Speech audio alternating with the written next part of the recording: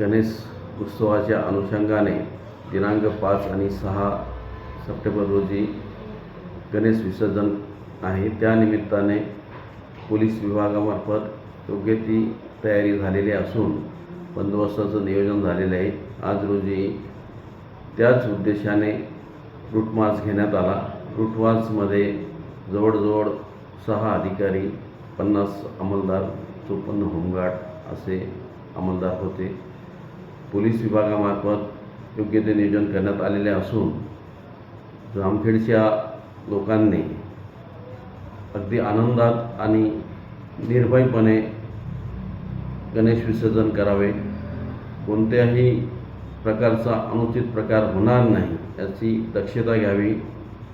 योग्य तो बंदोबस्त आहे, कोणीही कायदा मोडणार नाही याचं सर्व पब्लिकने कायदा हातात घेऊ नये, अशा व्यक्तीची गैर केली जाणार नाही।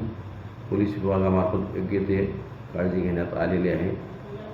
आनंदात गणेश उत्सव साजरा करण्यात येईल। रूट मार्च प्रथम बीड कॉर्नर, त्यानंतर मेन मार्केट, संविधान चौक, खर्डा चौक, कपनेश्वर रोड तसेच भाजी मार्केट या विभागातून रूट मार्च घेण्यात आलेला असून दंगा काबू योजना आम्ही आयोजित करण्यात आलेली होती।